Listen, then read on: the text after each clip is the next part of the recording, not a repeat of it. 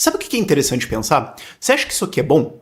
Vai ficar melhor ainda. Ainda ao longo dos próximos dias e semanas, nós vamos ter episódios ainda melhores disso aqui. Mas ontem, um subcomitê dentro do Congresso Nacional Americano publicou, até onde a gente entende, todas as decisões, todas as ordens ilegais, clandestinas e abusivas de censura do Alexandre de Moraes contra o X, o antigo Twitter.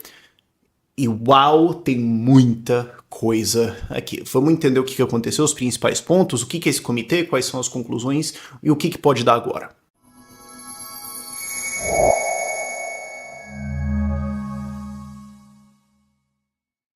E agora a gente voltou até a loja de camisetas do Ideias Radicais. Voltamos a ter camisetas. A gente lançou algumas estampas simples lá que a gente sabe que são as que vocês gostam. E eu percebi que eu preciso de uma zoando o Xandão também. Então eu queria alguma coisa com a careca talvez possivelmente calvíssimo da República e defendendo liberdade de expressão ou alguma coisa assim. E eu queria alguma coisa mais positiva em defesa da liberdade de expressão do que puramente só zoar ele. Eu queria um tema positivo e não negativo, vocês entendem? Então, se alguém quiser fazer isso, por favor, me manda por DM no Instagram, Rafael Ideias Radicais, Rafael com PH, ok? E o link da loja de camisetas está na descrição. Continuando o tema. Recapitulando. O Elon Musk começou uma guerra em defesa da liberdade de expressão contra o Alexandre de Moraes. Doravante será referido como Xandão ou calvíssimo da República. Ele começou um embate com o Xandão ao falar: não vamos mais obedecer às suas ordens ilegais. Notem, o Elon não está falando eu vou desrespeitar a lei, eu vou desrespeitar o juízo. Ele está falando: o Xandão está publicando ordens ilegais, inconstitucionais, e eu não sou obrigado a obedecer ordens ilegais. O Xandão agravou o seu surto e ameaçou derrubar o X no Brasil, colocou provedores de internet sob aviso caso seja necessário de derrubar e tudo mais, e o embate continuou. E o Elon falou: beleza, nós vamos publicar as ordens ilegais, inconstitucionais, abusivas, clandestinas, censuradoras que o Xandão mandou pro X. Agora vamos ter isso trazido à luz. E isso poderia derrubar o X no Brasil, isso poderia gerar vários problemas. Reporta-se que o Elon tirou a equipe do X do Brasil, um dos diretores do X renunciou, então a ideia era evitar que eles pudessem ser presos, porque reportava-se que o Xandão mandaria prender essas pessoas por causa da decisão do Elon, que nem é sequer o CEO do X. Vale lembrar, ele foi incluído no inquérito e tudo mais. E o Xandão coloca no inquérito que o Elon é o CEO do X. Ele não é o CEO. E já foi avisado, ele não corrigiu isso. Então, maluquices do Brasil, né? São coisas que parecem detalhes assim que seria grave em qualquer país, mas é que como aqui a gente já passou completamente do absurdo, isso parece só um... Mas enfim. As pessoas, pelo jeito, foram retiradas do Brasil e agora tinha essa preocupação de quais seriam as sanções. E aí vem a primeira genialidade desse documento que foi publicado por esse comitê dos Estados Unidos. Já explico qual é. Esse comitê, que é basicamente uma CPI deles lá, acho que é melhor já explicar agora, é basicamente uma CPI deles que está investigando como que o governo americano está pressionando ou incentivando ou coagindo empresas privadas a censurar informações e como o governo americano está transformando o aparelho de governo em uma arma contra a sua oposição e abusando seus poderes no processo. Então, investigando isso, eles foram lá e ordenaram ao X, uma empresa americana, que entregue documentos mostrando como o governo brasileiro estava fazendo isso para, no contexto dessa CPI deles, dessa investigação deles, não é uma CPI, mas é meio que, só para você entender, ok? Para avisar aos americanos, pode dar nisso aqui. Regulação de redes sociais, pressão em redes sociais, todo esse tipo de coisa, podem dar num nível muito mais grave que é o que está acontecendo no Brasil. Então percebam aonde nós estamos indo, certo? E aí que tá a genialidade. O X obedeceu uma ordem do Congresso Nacional de entregar documentos. Então, caso o Xandão puna o X, puna o Elon Musk, ele estaria punindo um americano e uma empresa americana por seguir a lei americana. Imagina isso. Isso aqui já tá na linha de coisas que podem causar um porta-aviões na sua casa. Eu vou punir uma empresa americana porque ela seguiu a lei americana. Aí você vai descobrir por que os Estados Unidos não têm um sistema de saúde público. Não acho que talvez, assim, certamente, mas você tá começando a ir nessa direção. Então, assim, o Xandão não tem o que fazer realmente aqui. Ele tá de mãos amarradas, mas ele tem que dar uma resposta. E vai ser uma resposta, obviamente, abusiva. E se ele não der nenhuma, também é ruim. Tem um conceito de xadrez que é muito legal que se chama Zugzwang. Alemão para compulsão de jogar. Então, quando você está durante um jogo, numa posição aonde todos os movimentos legais que você tem pioram a sua posição e causam a sua própria derrota. Se você só pudesse passar a vez, você passaria. Seria a melhor decisão. Mas você não pode. Então você tem que fazer o movimento e todos eles vão causar a sua perda. A sua derrota. É a situação que o Xandão tá agora. Ele tem que fazer alguma coisa e vai ser ruim. Avançando no relatório aqui. O relatório tem mais de 500 páginas. E não é texto, discussão, eles não tiveram tempo para escrever isso. É uma breve introdução ali, explicando o que eu já expliquei aqui, que eles estão discutindo isso, que pode ser, que é um aviso, que não sei o que. Eles dão um breve resumo ali de 3 a 5 páginas do que aconteceu, já entro nisso, e depois tem todas as decisões. Você pode ter acesso a todas elas. Tem algumas partes que estão ocultas ou censuradas, tem várias coisas que estão sob sigilo, depois a gente discute isso. Mas esse é o teor do documento ali, né? Você não vai ter que ler 500 páginas caso você esteja interessado.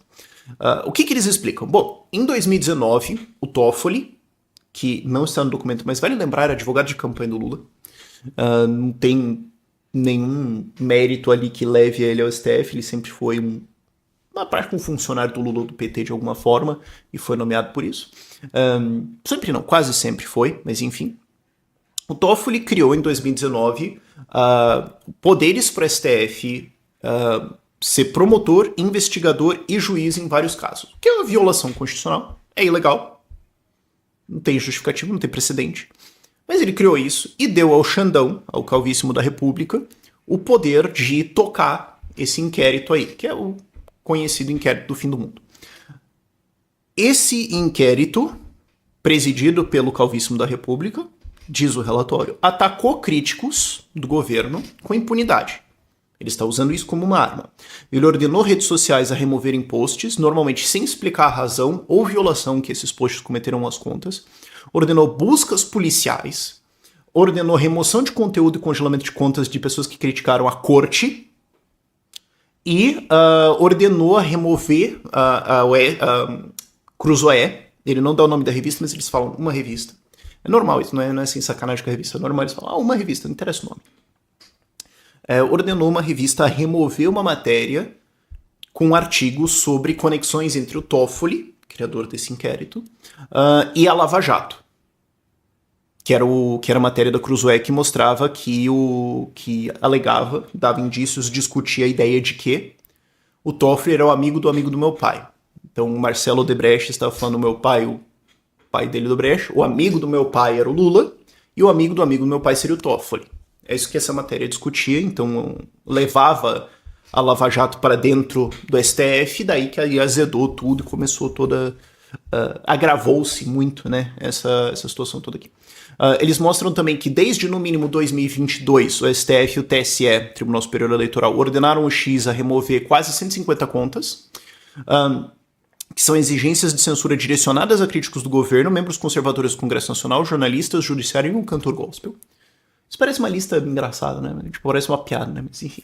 E censuraram Bolsonaro depois das eleições. Eles citam explicitamente o caso do Monark, claro, eles não chamam ele de Monark, eles chamam ele de Bruno Ayub, que é o nome dele. E falam que ele foi censurado por dizer que o Xandão censurava. Que é o que aconteceu. Vale lembrar, o Monark agora está exilado of sorts nos Estados Unidos, ele teve patrimônio confiscado e tudo mais, a gente ajudou ele com a SET a fazer isso, um grande orgulho que eu tenho, inclusive... Se você quiser sair do Brasil, viver mais livremente, pagar menos impostos legalmente, ou possivelmente zero, proteger seu patrimônio, porque agora vai vir taxação de Bitcoin, também tem várias outras coisas assim, contate a SET. Nós estamos aqui para ajudar você, o link está na descrição, você pode marcar uma chamada introdutória lá para tirar dúvidas e tudo mais. A gente tem bastante conteúdo, livros, e-books, tem uma comunidade agora, se você quiser participar, é $20 por mês, enfim. Eles citam o caso do Monark, eles publicam também alguns nomes que eles falam, teve 300 contas que o governo brasileiro ativamente tenta censurar. Nota, ele não colocou tentou. Eles estão colocando no relatório ativamente tentar atual.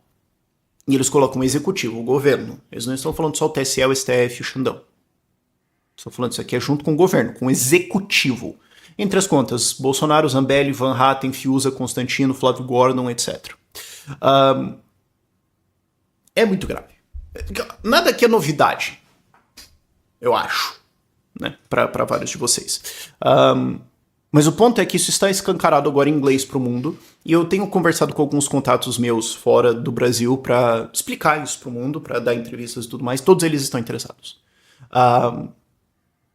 Agora o Xandão é manchete internacional. Agora o mundo entende que ele é um ditador, abusando do seu poder para censurar opositores, abusando de poderes com decisões que violam a Constituição e são sigilosas. E os documentos, inclusive, são traduzidos. Por isso que o documento é extenso, né? Esse relatório é extenso. Porque tem o original e a tradução para que o mundo possa entender. Isto posto. Segundo ponto principal. O que a gente pode ver do teor das decisões? Obviamente eu não revi todas elas, porque eu não consigo dobrar o tempo para ter revisto tudo isso em questão de 12 horas aqui. Mas tem muito sigilo em tudo. Inclusive, Domi, bota um print aqui do negócio. Requerido, sob sigilo todo mundo. Você não sabe o que está acontecendo ali direito e é um negócio bizarro pra caramba. Segundo, muito é baseado numa tal de assessoria especial de enfrentamento à desinformação.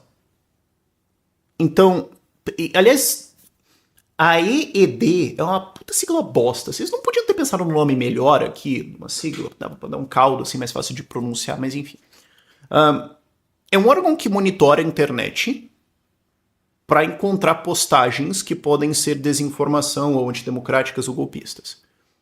A gente não sabe quais são os critérios, aparentemente é subjetivo, aparentemente é sigiloso, aparentemente a gente não sabe quem criou isso ou de onde vieram os poderes deles, a gente não sabe quem está fazendo isso, não sabe os critérios que eles usam. Então é um troço que tá lá, a gente não sabe o que é, ou se eles podem fazer o que eles fazem, ou como eles estão fazendo, ou que recursos, enfim. E acho que vale, inclusive, o Congresso identificar isso aqui, investigar, pedir os documentos para saber, cara, o que é isso. Nós temos o direito de transparência de saber. E é um negócio de enfrentamento à desinformação, seja lá o que for. Terceiro ponto. Deltan trouxe isso. Deltz trouxe pra gente.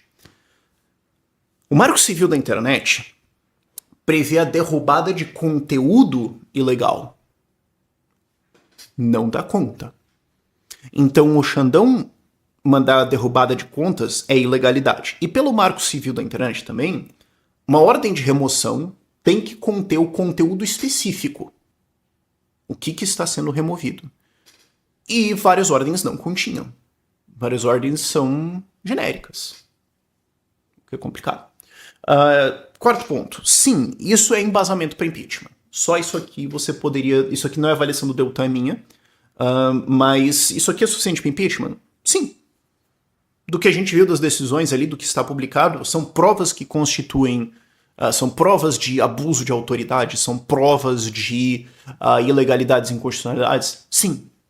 Então agora, se antes não era, agora o fato é, demonstrado por essas provas aqui, que o impeachment do Alexandre de Moraes é meramente uma questão de vontade política. Existem provas, precisa ser protocolado, precisa ser feito, precisa ter o processo, precisa ter 2/3 do Senado, já discutimos isso se vai poder aparecer ou não, mas é puramente uma questão de vontade política agora. Temos os fatos.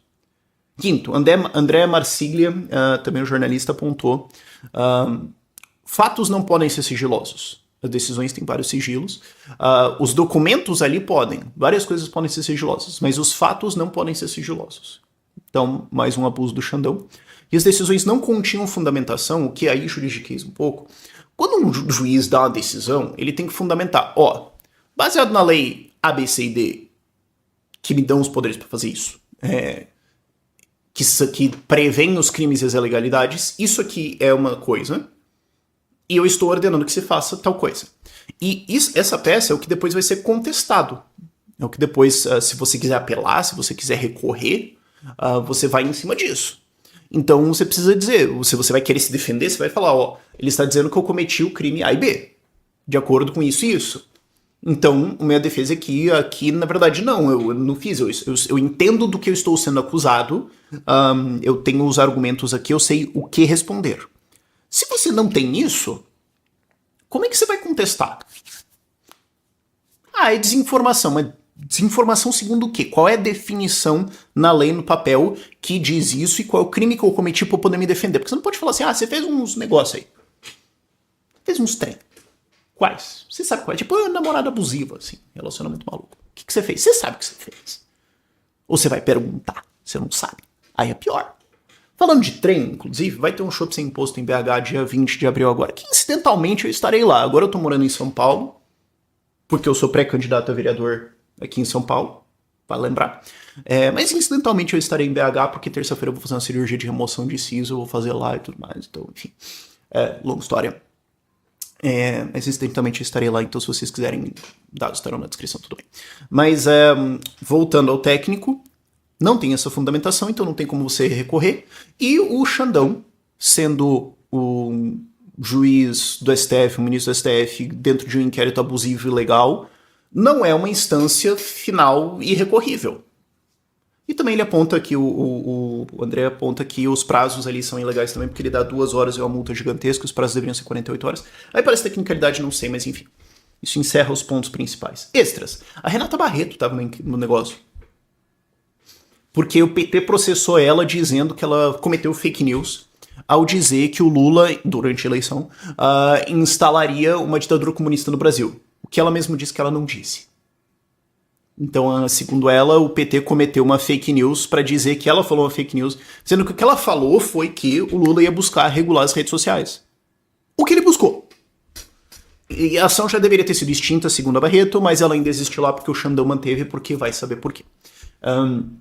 E nenhuma surpresa também, a gente tem pedidos do Zanin lá dentro, de quando ele era advogado do Lula, da campanha, blá blá blá, e agora os animes do STF. A Globo tá completamente ignorando o tema. Se você olhar na Folha, a Folha colocou lá no principal, o Estadão também estava lá nas coisas principais e tudo mais, a Metrópolis não olhei, enfim, mas a Globo tá fingindo que não aconteceu. Se você abrir os sites da Globo, de todos os jornais e tudo mais, tá? Você vê lá manchetes, tipo, no G1 era, ou na Globo News era, a brasileira relata que está com dificuldade de sair de Dubai após chuva, daí alagou aparentemente o aeroporto de Dubai. De todas as coisas, e aparentemente isso é uma coisa urgente para Globo discutindo isso aqui. Sobre as consequências, tem muitas perguntas aqui, porque é um negócio extremamente complexo. Se vocês quiserem adicionar perguntas nos comentários, quem sabe isso dá mais um vídeo, não sei. Mas eu coloquei dentro da comunidade lá do YouTube, que a gente tá usando isso um pouquinho mais agora. Falei, gente, mandem as suas dúvidas, só pra entender o que vocês acham principalmente aqui, queriam saber. Então, pessoas perguntam assim, quais consequências podem vir disso, dessa decisão agora? Bom, mais pressão no Xandão, como eu falei antes, agora ele tem que dar uma resposta, ele não pode ficar quieto, porque se ele ficar quieto, todo mundo vai falar, então agora vamos pra cima.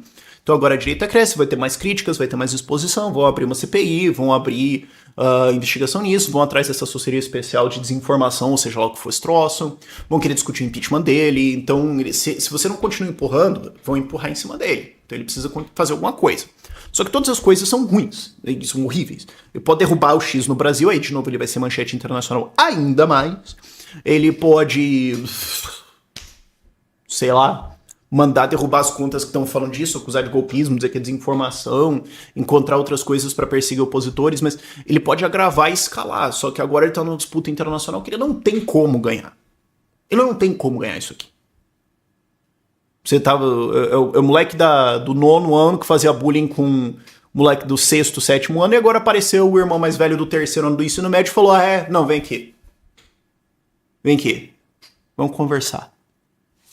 Tá bom. Tem chance disso aqui virar tribunal internacional? Não. Impeachment do Xandão. É discutível? Eu acho extremamente difícil antes de 2027 com a configuração atual do Senado, especialmente que agora o presidente é o Pacheco, que é um passapanista notório, de quem estiver alinhado com os interesses dele, basicamente.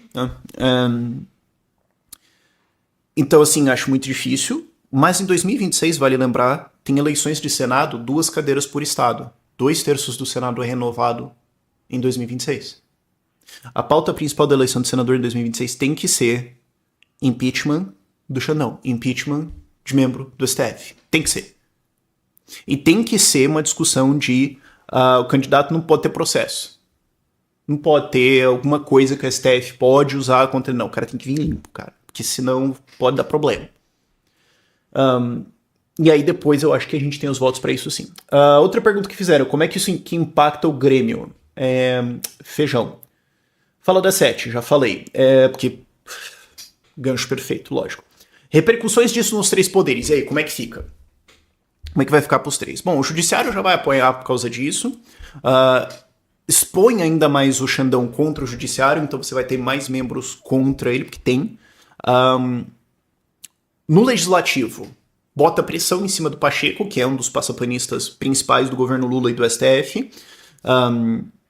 Defende censura de redes e tudo mais, então bota pressão nele, expõe ele como um molenga e como um lambibotas desse troço todo aqui. E pro Lira, que está agora momentaneamente brigado com o Lula e tá colocando algumas leis que vão prejudicar, vão dar problema pra ele e tudo mais, dá mais berço pro Lira operar, tanto que recentemente passou aquele negócio de maiores penas pra invasão de terras, umas coisas assim, que o Lula exonerou um nomeado do Lira de alguma coisa do INCRA pedido MST ou alguma coisa assim, sei lá. Eles estão brigando e aí eu torço pela briga, obviamente. Então dá mais combustível pro Lira passar punições pro Lula, que eu acho maravilhoso. E pro Executivo, não sei, cara, porque o governo Lula tá uma loucura. Espero que eles façam uma reunião por isso e fiquem se gritando lá um dia inteiro pra perder tempo. Outra pergunta, por que o meu nome não tá lá? Desculpa, pessoal, eu quero pedir desculpas a todos que estão decepcionados com o meu nome não estar lá. Eu preciso ver isso como um sinal de melhora. Eu sinto que com tudo que é da minha carreira e da minha trajetória ao longo dos últimos anos é uma oportunidade perdida, que eu não consegui crescer ao ponto de impactar e estar dentro dos perseguidos do Xandão. E eu vou ver isso como um sinal de melhora. Seria viável o STF entregar o Xandão para tentar se safar? Sim. E eu vou ainda publicar um vídeo discutindo isso, que é uma conversa com o Xandão, spoilers, que eu queria saber, sinceramente, porque eu tenho essa dúvida sincera, se o Xandão já entendeu isso. Porque assim, ninguém gosta dele. Ninguém precisa dele, ele é uma ferramenta. Ele é um violão do Lula, ele é um violão do STF. Ele é uma ferramenta, ele não é uma pessoa. Ninguém gosta dele, das ideias dele, ele não tem uma base. Então, a partir do ponto em que ele se tornar, no saldo, um peso, ele será descartado. O Lula 100% jogaria ele no lixo. O STF 100%... Você acha que o Gilmar Mendes vai falar assim, não, por hombridade e honra ao meu colega que fez esse trabalho, nós vamos trabalhar para defendê-lo? A minha dúvida é se o Xandão já pensou nisso ou não. Porque seria interessante estar lá no momento em que ele saca: eu tô num ninho de arrombado psicopata e eles vão certamente me jogar na fogueira se significar eles salvarem. Eu adoraria testemunhar um momento e mentalmente ele compreende isso. E por último, por que tem gente que ainda defende o Xandão?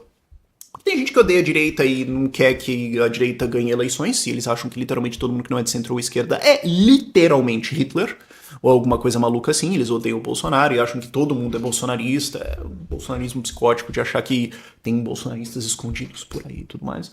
Ou eles acham que existe um risco de ter um golpe de direita, porque assim, vamos lá. Existe gente que quer dar um golpe no Brasil? Sim, existe gente que estava defendendo isso, é incontestável. Agora, existia algum mínimo risco disso? Não. Nunca existiu o risco da direita do Bolsonaro conseguir executar um golpe no Brasil. Esse risco nunca existiu. Mas essa galera acha que tem, e por isso, né, o Moraes está cometendo... Moraes não, desculpa. Xandão, calvíssimo da República, está cometendo abusos? Está. Mas, né? Pra evitar o mal maior, a gente tem que fazer um malzinho. É isso que essa galera acha. Enfim. O vídeo ficou longo, mas é um tema gigante, fazer o quê? E eu não tive tempo de fazer mais curto, porque eu quero lançar isso logo pra vocês. Mas enfim, dúvidas e outras coisas, outras discussões, podem botar aí nos comentários. Pode dar outro vídeo. Por esse vídeo é isso. Tchau.